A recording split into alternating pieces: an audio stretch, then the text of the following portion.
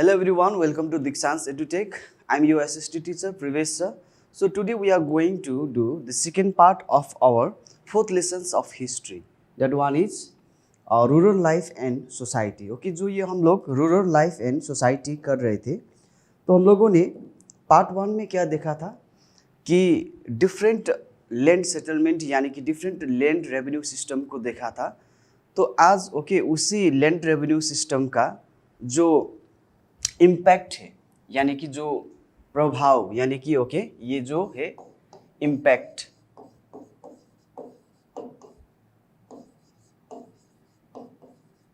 यानी कि क्या प्रभाव पड़ा जो परमानेंट सेटलमेंट इंट्रोड्यूस किया गया था इंडिया में और लागू भी किया गया था, और उसके साथ साथ रैतवरी सेटलमेंट हो गया, महलवरी लैंड रेवेन्यू सेटलमेंट हो गया। तो इसका इम्पैक्ट आज हम लोग यहाँ पर डिस्कस करेंगे। So let's start without wasting our time. आशा करता हूँ आप सब लोगों को समझ में आ रहा है। तो फर्स्ट यहाँ पर हम देखते हैं कि ब्रिटिश का मेन इंटेंशन क्या था। तो the main intention of the British was to rule India and get as much as benefit from the country and its people। तो एट फर्स्ट हम यहाँ पर क्या देख सकते हैं, ब्रिटिश इंडिया में सिर्फ ट्रेड करने के लिए आया था। उसके बाद 1765 में जब उन लोगों को रेवेन्यू कलेक्शंस करने का राइट्स मिल गया, उसके बाद उन लोगों का लालच क्या हो गया और बढ़ गया।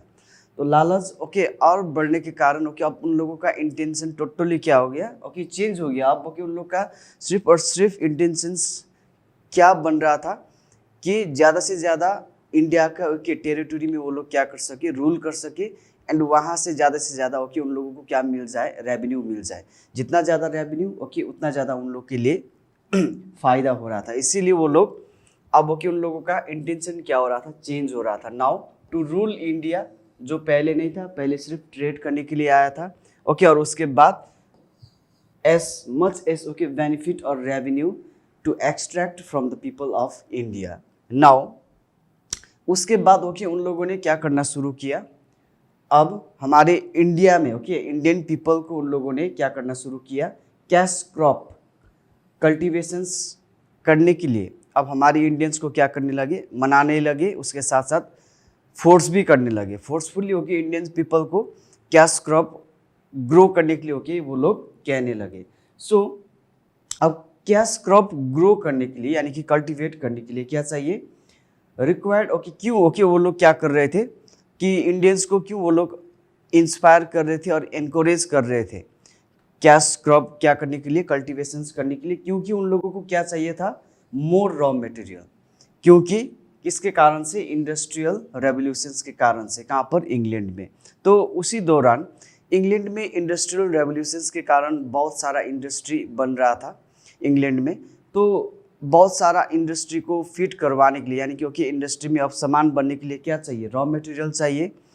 तो ये जो रॉ मटेरियल का जो ज़रूरत है उसे फुलफिल करने के लिए यानी कि उसे पूरा करने के लिए इंडियंस को वो लोग क्या कर रहे थे, एनकरेज कर रहे थे कि आप लोग जितना हो सके ज़्यादा क्या कीजिए, कैश क्रॉप यानी कि कैश क्रॉप कल्टीवेशंस कीजिए। दूसरा, ये जो demand could be fulfilled by India and याद था क्योंकि कहीं ना कहीं इंडिया का बहुत सारा पार्ट तो अब ब्रिटिश के कंट्रोल में आ चुका था, और उन लोग को याद था कि अगर हम उन लोग को क्या करेंगे, इंस्पायर करेंगे या तो फोर्सफुली करेंगे, तब ये लोग क्या करेंगे, कल्टीवेशंस करेंगे। तो इसीलिए इंडिया में इंडियंस से कैश क्रॉप का कल्टीवेशंस करवा के वो जो रॉ मटेरियल वो कहाँ पर सप्लाई करना चाहता था, इंग्लैंड में, ताकि वहाँ पर इंडस्ट्री में बहुत सारा प्रोडक्शंस हो। फिर वो प्रोडक्शंस का फिनिश्ड गुड होने के बाद वो कहाँ पर सेल किया जाएगा, इंडिया के मार्केट में ही सेल किया जाएगा। सो ब्रिटिश अब क्या करने लगे, फोर्स करने लगे इंडियन फार्मर्स को क्या कल्टीवेट करने के लिए, कॉटन हो गया, जूट हो गया, कॉफ़ी हो गया, टी एक्सेट्रा, जो भी कैश क्रॉप यानी कि जो भी कॉमर्शियल क्रॉप है जो इंडस्ट्री में क्या किए जा सकते, मैन्युफैक्चर किए जा सकते हो इस तरह का कल्टीवेशंस करने के लिए अब ज़बरदस्ती करने लगे इंडियंस को। यहाँ पर you can see industrial revolutions के दौरान बहुत सारा इंडस्ट्री इंग्लैंड में बन रहे थे। Now growing demand of Indigo in Europe. ये जो इंडिगो देख रहे हैं ना आप यहाँ पर, तो इंडिगो से क्या किए जा सकते थे, एकदम royal blue colour, royal blue colour, जो एकदम ओके सोसाइटी के एलाइट पीपल यानी कि जो रिच सेक्शंस का पीपल होते थे ओके, वो लोग इस तरह के कलर को क्या करते थे, पसंद करते थे। इसीलिए इंडिगो का डिमांड ओके यूरोप में बहुत ही बढ़ रहा था। ओके यहाँ पर देख सकते हो कि ये जो है इंडिगो ही है ओके, यहीं से blue royal blue colour extract किए जाते थे। तो उसके लिए ओके यहाँ पर देखिए, since 13th century indigo was use to dye clothes in Italy, France and Britain, क्योंकि यूरोप में सभी ओके यूरोपियन कंट्रीज में इंडस्ट्री बन रहे थे। अब सभी इंडस्ट्री के लिए क्या चाहिए, रॉ मटेरियल चाहिए। एंड उसी के साथ साथ इटली, फ्रांस एंड ब्रिटेन में तो ओके इंडिगो का यानी कि इंडिगो का बनाया हुआ ओके जो भी वहाँ से ओके कलर निकल रहा है ओके, उसका तो बहुत ज़्यादा डिमांड बढ़ रहे थे। तो सप्लाई बहुत ही कम था ओके। उसके बदले में कभी कभी WAD ओके, ये भी हम यहाँ पर देखेंगे। यहाँ पर ओके जो देख रहे हैं इंडिगो हो गया ओके, यहाँ पर देख रहे हैं आप ओके औड हो गया।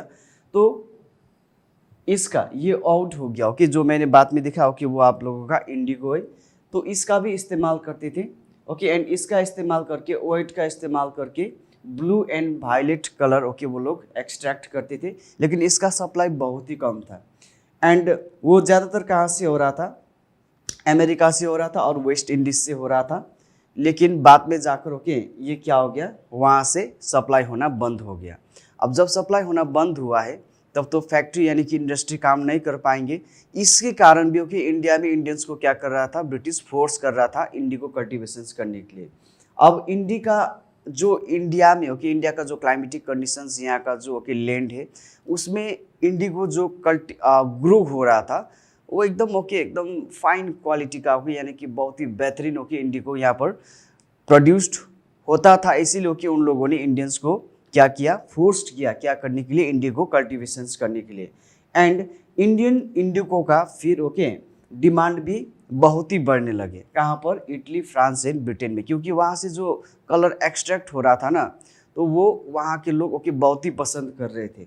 सो कंपनी का ऑफिशियल्स अपना ओके जॉब छोड़कर ओके जो जॉब था उन लोग का जो काम था ओके वो छोड़कर अब वो किस पर लग गए, इंडिगो ट्रेड में लग गए ओके। अब वो इंडिगो प्लांटर बन गए। पहले वो लोग कंपनी का ऑफिशियल थे ओके, कंपनी के लिए काम कर रहे थे। अब वो लोग कंपनी के लिए काम नहीं करेंगे, वो लोग ट्रेड करेंगे, क्योंकि ओके उसमें ज़्यादा मुनाफा यानी कि उसमें ज़्यादा ओके पैसे वो लोग कमा रहे थे। सो इसके लिए ओके वो लोग क्या कर रहे थे, दादुन, ये आप लोग को याद रखना है, दादुन ओके। दादुन लोन यानी कि इंडिगो कल्टीवेशन से रिलेटेड है। फार्मर्स को दादन लोन देते थे एंड उसके बाद फार्मर्स को इंडिगो कल्टीवेट करने के लिए वो लोग बोलते थे। लेकिन क्या ये जो ओके हम लोग यहाँ पर बात कर रहे हो कि इतना वैल्यू ओके, इतना डिमांड ओके, यानी कि इंडियंस ने ओके बहुत सारा पैसे कमाए, ये सब चीज़ नहीं हुआ है ओके। उसका हम फिर यहाँ पर देखेंगे conditions of the Indigo planter okay, what were the conditions okay. And Indigo cultivate करते वक्त हमारे इंडियन फार्मर को क्या क्या प्रॉब्लम्स को क्या करना पड़ा, फेस करना पड़ा।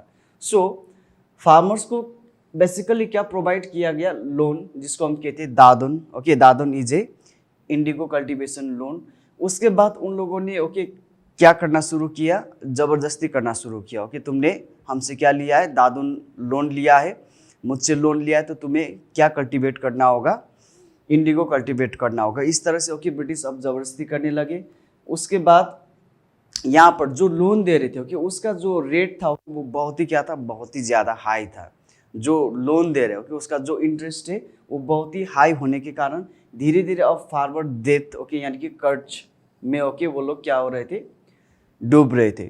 यानी कि यहाँ पर ओके इंडिगो पहले तो सपना दिखाया कि इंडिगो कल्टीवेशंस करेंगे तो बहुत पैसे कमाएंगे ओके, जो भी लोन लिया होते वो तो वैसे चूक जाएगा, उसके साथ साथ होगी तुम्हें बहुत क्या होगा, नाफा होगा यानी कि प्रॉफिट होगा। लेकिन ये सब चीज़ नहीं हो रहा था।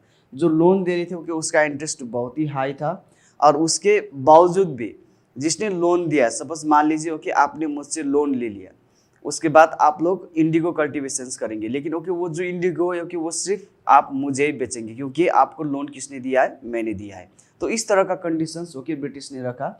एंड ब्रिटिश जो प्राइस दे रहे थे वो मार्केट प्राइस से बहुत ही ओके कम देते थे, किसको, फार्मर्स को, इंडिगो फार्मर्स यानी कि इंडिगो कल्टीवेटर्स को। इसीलिए भी ओके वो लोग अपना डेब्ट यानी कि अपना कर्ज ओके नहीं चुका पा रहे थे।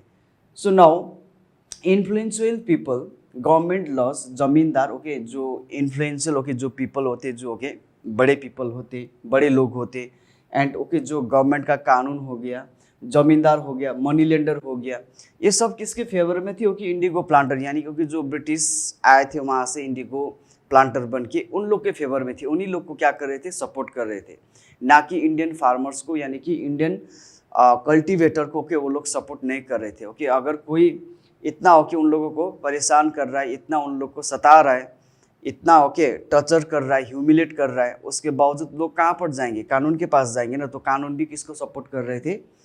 इंडिगो प्लांटर को ही सपोर्ट कर रहे थे, ना कि इंडिगो कल्टीवेटर को सपोर्ट नहीं कर रहा था। नाउ 1833 में एक एक्ट पास हो गया कि इससे ओके प्लांटर को और ज़्यादा पावर दे दिया।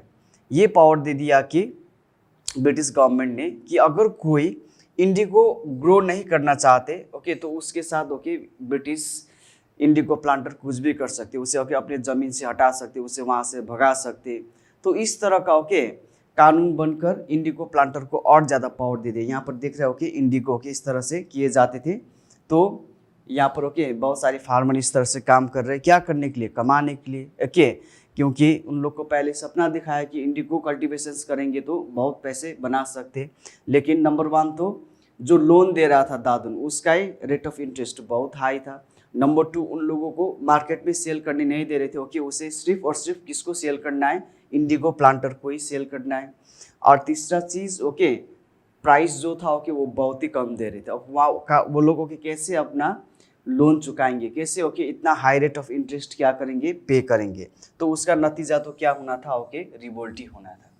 ओके यानी कि ओके अब इंडिगो कल्टीवेटर ने क्या स्टार्ट किया? रिवोल्ट स्टार्ट किया। नाउ फर्स्ट ओके यहाँ पर हम डिस्कस करेंगे Indigo rebellion. What is Indigo rebellion? Simply Indigo cultivator ने जो आवाज़ उठाए अत्याचार के खिलाफ ओके उसी को हम क्या कहते हैं? इंडिगो रिवोल्ट और इंडिगो रिविलियन कहते हैं।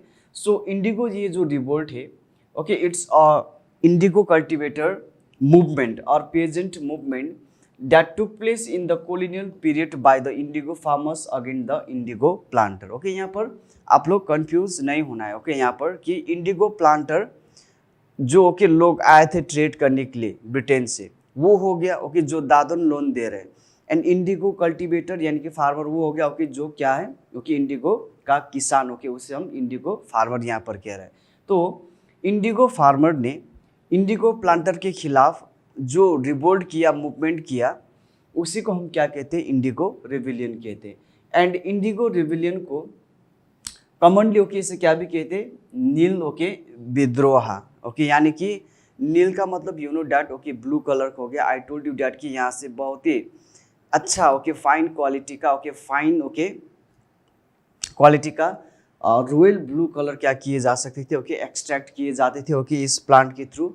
इसीलिए ओके इस इंडिगो रिविलियन को कि हम क्या भी कह सकते हैं? नील विद्रोह। कि विद्रोह का मतलब रिवोल्ट करना, विद्रोह करना। ओके यानी कि इंडिगो रिविलियन को हम क्या भी कह सकते हैं? नील विद्रोह भी कह सकते। तो 1858 में दीनबंधु मित्र ने ओके एक प्ले भी लिखा था इसी ओके इंडिगो रेबिलियन के आधार पे। तो उस ओके बुक को प्ले को हम क्या भी कहते हैं? नील Darpan. Neel Darpan was written by Dinabandhu Mitra in 1858 okay यानी कि इंग्लिश में ओके इसे हम क्या भी कहते हैं? The mirror of Indigo which displayed the atrocities. Atrocities का मतलब अत्याचार हो गया। And poor conditions of the Indigo farmer. It reflected the misery okay of the farmer who were paid very less okay for their hard labour. यानी कि ये जो book लिखा था ओके 1858 में दीनबंधु मित्र ने। सो दिस बुक वॉज और this play was regarding the Indigo rebellion. किस तरह से इंडिगो प्लांटर ने इंडिगो फार्मर और कल्टीवेटर के साथ अत्याचार किया, किस तरह से कि उन लोगों को लोन देकर, किस तरह से हाई रेट ऑफ इंटरेस्ट रखकर ओके उन लोगों को कर्ज में डुबाया, और ओके कितना और बहुत सारा ओके प्रॉब्लम जो प्रॉब्लम फेस करना पड़ा और झेलना पड़ा इंडिगो कल्टीवेटर को। तो ये सब ओके हम नील दर्पण यानी कि the mirror of the Indigo के थ्रू क्या कर सकते? जान सकते हो कि जो लिखा गया था 1858 में दीनबंधु मित्र ने। ओके यहाँ पर देख सकते हो कि यहाँ पर किस तरह से इंडिगो कल्टीवेटर क्या कर रहा है? विद्रोह कर रहा है। ओके इसको हम क्या भी कहते हैं? नील विद्रोह भी कहते हैं। नाउ कजेस क्या था? कजेस तो okay already you have non that what were the causes of the Indigo rebellion. Number 1, Indigo cultivation started okay हुआ था 1777 से। ओके कहाँ स्टार्ट हुआ था? ये बंगाल में स्टार्ट हुआ था इंडिगो कल्टिवेशंस। उसके बाद ओके हम देख सकते हैं यहाँ पर कि इंडिगो जो था ओके स्पेशली इंडियन इंडिगो का बहुत ही ज़्यादा डिमांड था पूरा वर्ल्ड वाइड में। ओके पूरा वर्ल्ड में इंडिया का जो इंडिगो था ओके वो उसका बहुत ही ज़्यादा डिमांड था। इसीलिए trade in indigo was lucrative due to the demand for okay blue dye in Europe. इसीलिए इंडिगो का जो ट्रेड है ओके वो भरपूर रूप में क्या हो रहा था? बढ़ रहा था। ओके हर कोई ओके इंडिगो के बारे में बात कर रहे थे। ओके किसके बारे में बात कर रहे थे? इंडिया के इंडिगो के बारे में। एंड बहुत सारा okay British Indigo planter India में पैसे लेकर आए और दादन लोन दे दिया। ओके और उसके बाद उसका रेट ऑफ इंटरेस्ट हाई कर लिया। ओके यहाँ पर लूटने का काम हो रहा है ना इंडियन के साथ। तो ये भी एक रीज़न है इंडिगो रेबिलियन का। दूसरा, यूरोपियन प्लांटर्स ओके जो है उन लोगों का ओके मनमानी चलते थे over indigo and they force Indian farmer to grow indigo by signing okay fraudulent deals with them. यानी कि पहले ओके इंडिगो प्लांटर आ गए और फार्मर्स को लोन दे रहे, पैसे दे रहे ओके और बोल रहे कि आप इंडिगो कल्टिवेशंस कीजिए, उसका बहुत दाम है, उसका बहुत डिमांड है, आपको प्राइस भी अच्छा मिलेगा। ओके आपका इकोनॉमिक कंडीशंस भी क्या हो जाएगा? ठीक हो जाएगा। ये ओके सपना दिखाकर बाद में उसका हाई इंटरेस्ट ओके करके एंड उसे मार्केट में सेल भी करने नहीं दे रहे थे। ओके इस तरह से यूरोपियन प्लांटर्स का अपना मनमानी चल रहे थे ओके कहाँ पर? इंडिया में। और कानून भी उन्हीं लोग का क्या दे रहे थे? साथ दे रहे थे। सो कल्टीवेटर को फोर्स किया गया क्या करने के लिए? इंडिगो कल्टीवेशंस करने के लिए in place of food crop. अब ओके किसान ज़्यादातर क्या होते हैं ओके जो भी खेती ओके करते हैं वो ज़्यादातर ओके अपने घर के लिए भी करते हैं। उस टाइम भी ओके मेन जो लाइवलीहुड था ओके इसी तरह से चलते थे। अब जहाँ पर वो लोग फूड कल्टीवेशंस करते थे अब वहाँ पर ओके ज़बरदस्ती करके इंडिगो कल्टीवेशंस करने के लिए बुला गया। उसके बाद they were advance loan from this purpose once the farmer took loans they could never repay okay due to high rate of interest. Okay एकदम मना कर ओके फका कर फसला कर ओके उसे लोन दे दिया। अगर एक बार लोन ले लिया तब वो अपना कर्ज से कभी भी क्या नहीं होता था ओके मुक्त ओके नहीं होते थे, क्योंकि जो कर्ज लिया है ओके उसका इंटरेस्ट बहुत ही हाई रेट का होता था। और दूसरा चीज़ ओके इंडिगो का प्राइसेस भी बहुत ही कम देते थे। एंड ये जो टैक्स रेट है ओके वो क्या था? एक्सऑर्बिटेंट, यानी कि टैक्स रेट बहुत ही ज़्यादा ओके हाई हो गया। इसके कारण से इंडिगो कल्टीवेटर ओके यहाँ पर क्या हो रहा है? मर रहा है। Now farmers were brutally oppressed if they could not pay the rent और the refuse to do okay asked by the planters. अगर फार्मर्स को ओके और फार्मर्स ने इंडिगो कल्टीवेशंस करने के लिए लोन लिया है उन लोगों ने अगर लोन नहीं चुका पाया और ओके रेवेन्यू नहीं दे पाए तो उन लोग के साथ ओके बहुत ही ओके टॉर्चर किए जाते थे ब्रिटिश गवर्नमेंट या तो indigo planter. They were force to sell indigo at non profitable rate so as to maximise the European planters okay profit. यहाँ पर जो यूरोपियन ओके प्लांटर्स आया था वो सिर्फ प्रॉफिट बनाने के लिए आया था ना। ओके वो लोग थोड़ी ना ओके इंडिगो प्लांटर्स को क्या देंगे? इंडिगो कल्टीवेटर को ज़्यादा दाम देंगे, बहुत ही कम। और ओके उसे बेचने भी नहीं दे रहे थे। अगर मार्केट में ओके अच्छा दाम मिल रहा है, प्राइस मिल रहा है तो वहाँ पर वो लोग नहीं बेच सकते थे, क्योंकि ओके उन लोगों ने लोन किससे लिया है? इंडिगो प्लांटर से लिया है। इस तरह से if the farmer refuse to grow indigo and planted paddy instead the planter resorted to okay illegal means to get the farmer to grow indigo and such as looting and okay burning crop, kidnapping the farmers family okay members etc। तो इस तरह का okay घटना भी उस time घटा था कि अगर कोई फार्मर्स कह रहा है कि ओके मुझे इंडिगो कल्टीवेशंस नहीं करना है तो उसे धमका कर ओके उसका फैमिली को ओके कब्जा करके उसके फैमिली को धमका के इस तरह से ओके ज़बरदस्ती इंडिगो कल्टीवेशंस करने के लिए बोला जा रहा था उस time. Now government always supported the planter who enjoyed many privileges okay and judicial okay immunities। यानी कि जो ब्रिटिश गवर्नमेंट उस टाइम द ब्रिटिश गवर्नमेंट का ओके कानून बनते थे तो ये जो ब्रिटिश गवर्नमेंट का कानून है ओके वो भी किसको ही सपोर्ट कर रहे थे? उन्हीं लोग को जो हमारे फार्मर्स को क्या कर रहा है? अत्याचार कर रहा है, जो हमारे फार्मर्स को लूट रहे। यानी कि इधर से भी उधर से भी कहीं से भी ओके जो गरीब किसान है ओके उसी को क्या किया जा रहा था ओके लूटा जा रहा था। तो ये तो मेन ओके रीजन था इंडिगो रेविलियन का।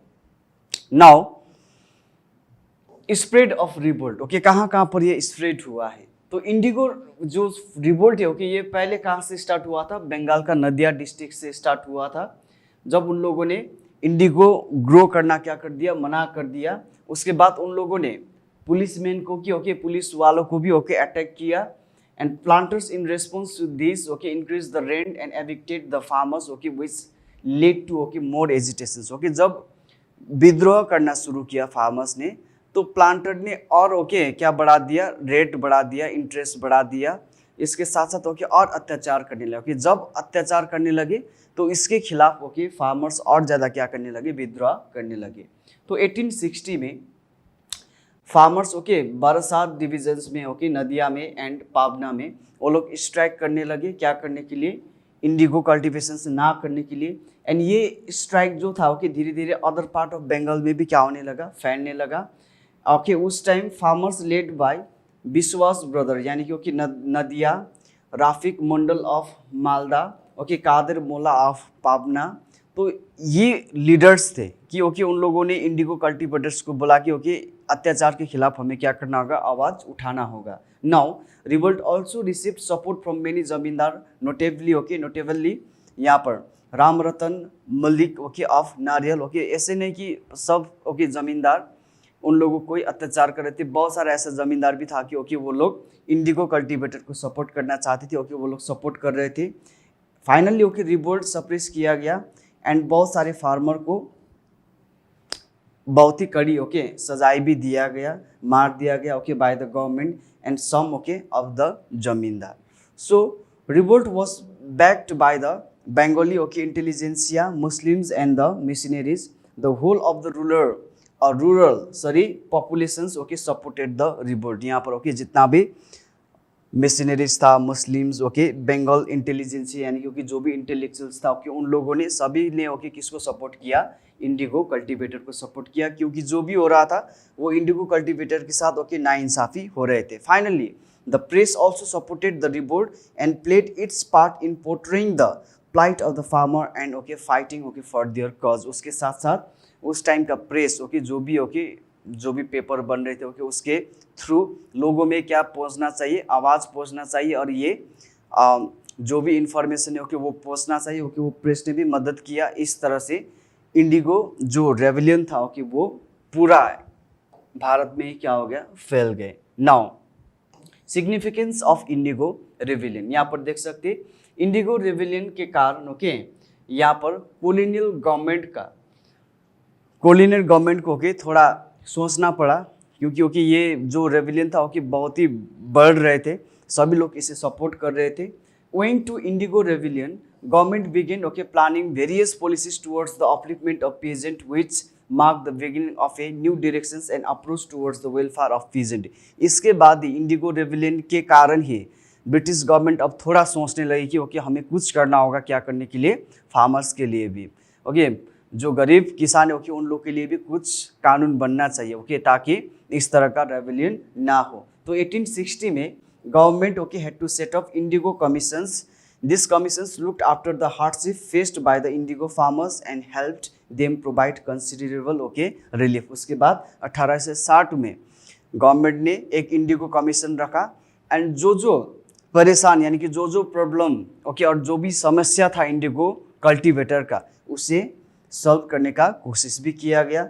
Finally okay Indigo revolt mark the Inception of various wider political movement as it is raise the tempo and okay motivate people to fight okay for their rights okay। so सबसे important बात ये हुआ कि अत्याचार के खिलाफ आवाज़ उठना चाहिए और उठाना चाहिए। जब तक आवाज़ नहीं उठाएंगे तब तक अत्याचार करने वाले दबाते रहेंगे ओके और अत्याचार करते रहेंगे। तो इंडिगो रेविलियन से ये पता चला हमारे लोगों को कि अन्याय के खिलाफ आवाज़ उठाना बहुत ही क्या है, ज़रूरी है। नाउ सेकेंड है हमारे सन्यासी एंड फकीर रिवोल्ट ओके। ये जो सन्यासी एंड फकीर रिवोल्ट है ये एक मोंक रिवोल्ट है ओके एंड ये कहाँ पर हुआ था, बंगाल में हुआ था। 1763 से लेकर 1800 के बीच और वहाँ तक ओके ये रिवोल्ट चला। एंड ये सन्यासी, यू नो डैट सन्यासी मीन्स ओके, तो सन्यासी ने और साधुस ने स्टार्ट किया था, ठीक है, कहाँ पर, dense jungles of Murshidabad and Baikunthpur okay in Jalpaiguri, ये बंगाल में ही है। सो ये जो अपराइजिंग था ओके, ये किस लिए किया गया था, ब्रिटिश का जो रूल एंड एक्सप्लॉइटेशन है उसके खिलाफ ये सन्यासी रिवोल्ट क्या किया गया था, स्टार्ट किया गया था। पंडित Bhawani okay Charan Pathak who emerged as a prominent leader during the okay Sanyasi revolt, यानी कि सन्यासी रिवोल्ट का जो पॉपुलर लीडर था ओके, यानी कि जो ये मूवमेंट को यानी कि रिवोल्ट को आगे बढ़ा रहे थे ओके, वो कौन था, पंडित ओके भावानी चरण पाठक था। तो सन्यासी रिवोल्ट का मेन ऑब्जेक्टिव क्या था ओके, मेन ऑब्जेक्टिव ये था कि रिवोल्ट के द्वारा ओके क्या दिखाना चाहते थे, miss treatment of peasant and unjust policy of the British administration, यानी कि किस तरह से ओके गरीब किसान को मिसट्रीट किए जा रहे, यानी कि ओके उन लोग को अत्याचार किए जा रहे, किस तरह से ब्रिटिश का एडमिनिस्ट्रेशन का पॉलिसी गरीब ओके किसान को क्या कर रहे हैं, अत्याचार कर रहे हैं ओके, ये चीज़ ओके दिखाना था लोगों को ओके। तो मेन ऑब्जेक्टिव ये था सन्यासी रिवोल्ट का। एंड कंपनी के खिलाफ ओके आवाज़ उठाना, उसके साथ साथ उसका कोलाबोरेटर हो गया। एंड ओके जो एक्सप्लॉइटिंग कर रहे थे, जो ऑपरेसिंग कर रहे थे किसको, पेजेंट्री को, जिस हिसाब से ओके अत्याचार कर रहे थे उसके खिलाफ आवाज़ उठाना था। एंड ब्रिटिश ऑफिसर्स का जो अथॉरिटी पावर है ओके उसके खिलाफ भी ओके और उसे चैलेंज भी ओके करने के लिए ये सन्यासी रिवोल्ट किया गया था। As well as okay district magistrate and the demand okay of the appointment of local magistrate okay. And उसके साथ साथ सन्यासी रिवोल्ट ने क्या भी डिमांड किया कि हमें ब्रिटिश का मजिस्ट्रेट नहीं चाहिए ओके, हमारे लोकल इंडिया का हमें क्या चाहिए, मजिस्ट्रेट चाहिए, ताकि ओके हमारे प्रॉब्लम्स को वो क्या करे, सॉल्व करे। So uprising influence subsequent revolt such as Santhal revolt of 1855 to 56 and Chuar okay Chuar revolt of 1799, जो 1799 में चौहार रिवोल्ट हुआ है, उसके साथ साथ 1755 और 56 में जो संथाल रिवोल्ट हुआ है, कहीं ना कहीं ओके किसके इन्फ्लुएंस के कारण से हुआ है, ये सन्यासी ओके रिवोल्ट के कारण से हुआ है। Now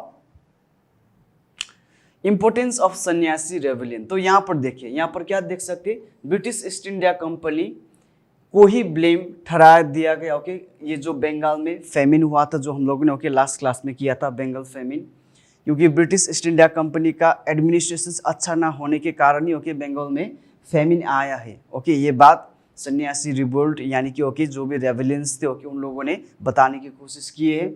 and company was seen as intolerable okay oppressor who exploited the peasantry with its okay high taxes, यानी कि कंपनी को ये भी ओके दिखाने का कोशिश किया गया है कि हाई टैक्सेस के कारण जो भी ओके किसानों का हालत खराब हो रहा है ओके, वो उसका ओके जिम्मेवार, यानी कि वो सब ओके किस पर जाते, कंपनी के ऊपर ही जाते।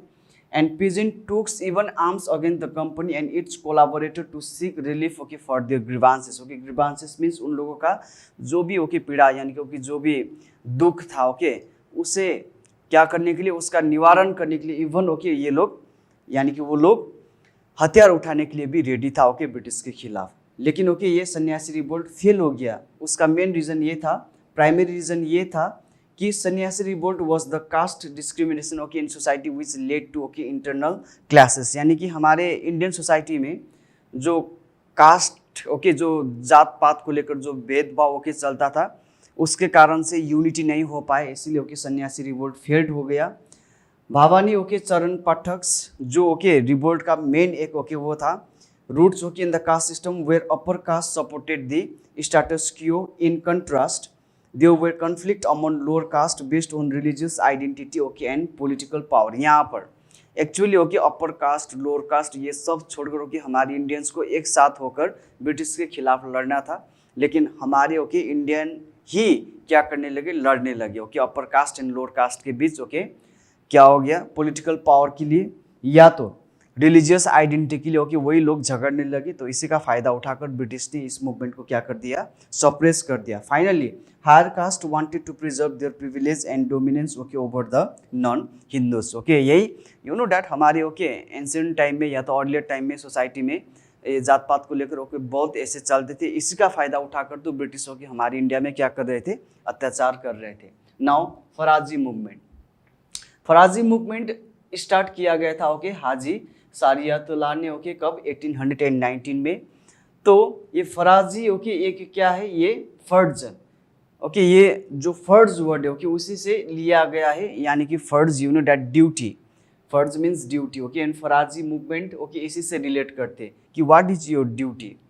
सो meaning obligatory duties enjoyed by the Allah, the movement extolled okay Muslims of Bengal to give up okay and Islam practices and act upon their duties okay as Muslims okay। तो यहाँ पर फराजी movement के through, यानी कि इस movement के through ये बताने का कोशिश किया गया कि ये स्पेशली ओके मुस्लिम्स रेबेलियन भी हम कह सकते, सभी मुस्लिम्स को ये बोल दिया और ओके ये बताने की कोशिश कर रहे हैं कि तुम्हारा ड्यूटी होगी, तुम्हारा फर्ज क्या है। सो the Farazi movement was widely received okay in the district of Dhaka, Faridpur, okay, Barisal, उसके बाद Mymensingh okay and Komila. The British along with the landlord of the region undertook a smear campaign against his movement which was okay large in successful okay, and ये जो movement है successful भी okay बहुत हद तक successful भी हो पाए, क्योंकि ओके इसमें किसका बात किया गया ओके फर्ज के बात किया गया ओके, लोगों को बताने का कोशिश किया है कि तुम्हारा फर्ज क्या है ओके। तो रिलीजियसली भी ओके इसे बताने की कोशिश किया गया और अपना रेस्पॉन्सिबिलिटी ओके बताने का कोशिश किया गया, जो ओके बहुत सारे लोगों ने ओके इसे क्या भी किया, सपोर्ट भी किया। यहाँ पर देख सकते हो आप लोग Haji Shariatullah. Now features of the Faraizi movement okay, what were the features of the Faraizi movement. तो ये क्या करना है, रिमूव करना है जितना भी अंधविश्वास है, यानी कि सुपरस्टिशंस को क्या करना है, हटाना है जो इस्लाम रिलीजन्स में था okay. Provide financial independence to people and secure okay and independent state. तो यही बोला गया कि जो भी ओके इस्लाम्स में ओके बहुत सारा सुपरस्टिशंस थे ओके, जैसे ऐसे ओके पहले हम लोग ओके बहुत सारा अंधविश्वास में क्या करते थे, बिलीव करते थे। तो बता दिया गया ओके, और बताने का कोशिश किया है फराजी मूवमेंट के थ्रू कि अंधविश्वास को छोड़ो, अपना जो फर्ज है ओके वो निभाओ और ओके खुद भी क्या हो जाओ, फाइनेंशियली ओके इंडिपेंडेंट हो जाओ। यही ओके तुम्हारा लाइफ को क्या कर सकते, चेंज कर सकते और डेवलप कर सकते। और ये ओके इसने क्या भी किया, ending टायरेनी and frustrations and introducing okay hope in the minds of the people okay for a new life okay. इसके कारण से अब लोगों में ओके थोड़ा परिवर्तन आ रहे थे ओके, नया सोच लेकर आए थे ये, है ना, नया सोच लग रहा है कि नहीं लग रहा है। Faraizi movement had started to deal with religious issues but in course of time it took a political turn, many Hindu farmers also okay join the movement okay. पहले ये स्टार्ट हुआ था रिलीजियस कज से, लेकिन धीरे धीरे ओके ये पॉलिटिकल टर्न ले रहे थे, यानी कि ओके अब पॉलिटिकली ये भी ओके पॉलिटिकली भी ओके ये बहुत ही ज़्यादा क्या हो रहा था, स्प्रेड हो रहे थे। तो बाद में जाकर ओके बहुत सारे हिंदू ने भी फराजी मूवमेंट में क्या किया, पार्टिसिपेट किया, क्योंकि इसका जो भी कहना था, इसका जो भी प्रिंसिपल था ओके वो बहुत ही क्या था, बेहतरीन था। लाइफ को चेंज करने वाले ओके बहुत सारे आइडियोलॉजी यानी कि सिद्धांत वहाँ पर देखने को मिलता था, इसीलिए ओके बहुत सारे हिंदूज ने भी उस मूवमेंट में क्या किया, पार्टिसिपेट किया। नाउ फराजी मूवमेंट फेल्ड ओके, अब ये फेल्ड क्यों हुआ, because it was propagated in British territory and was crossed as soon as okay it became a threat okay, यानी कि उस टाइम तो ब्रिटिश का रूल ही चल रहे थे हमारे इंडिया में ओके। वो लोग जो कुछ भी ओके करना चाहते थे कर सकते थे, किसी तरह का कानून बना सकते थे, ब्रूटल ओके मेजर्स वो लोग ले सकते थे, है कि नहीं। तो इसीलिए ये जो मूवमेंट ओके एक्चुअली ओके आगे बढ़ते तो और ज़्यादा डेवलपमेंट हो जाते ओके, लोगों का और लाइफ चेंज हो जाते, सोच में परिवर्तन आते।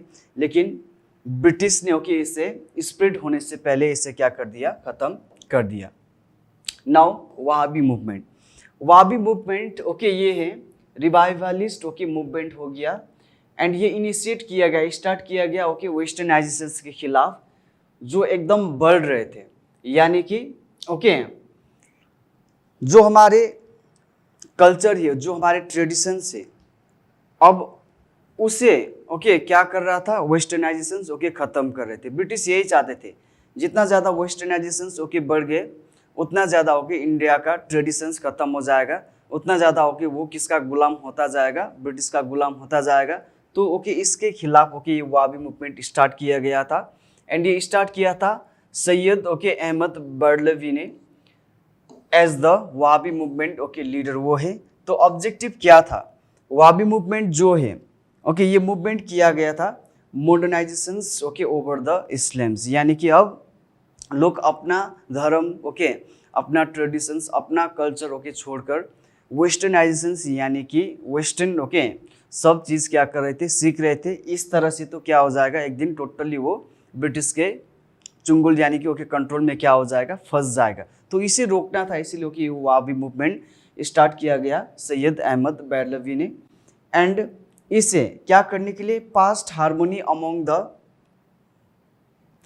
4 स्कूल्स ऑफ मुस्लिम ओके यहाँ पर jurisprudence okay responsible for dividing the Indian Muslims. यहाँ पर इस तरह से कि ये वेस्टर्नाइजेशंस के कारण से अब जो मुस्लिम कम्युनिटी यानी कि ओके मुस्लिम का जो इस्लाम्स ओके रिलीजन है ओके उसमें बहुत ज़्यादा क्या आ रहा था, प्रॉब्लम ओके फेस करना पड़ रहा था, क्योंकि लोग ओके इधर अलग तरीके से ओके मतलब वो चेंज होना चाह रहे थे। तो इसे क्या करना है, रोकना है ओके। अगर चेंज हो गया ओके टोटली वो तो किसके कंट्रोल में आ जाएंगे, ब्रिटिश के कंट्रोल में आ जाएंगे।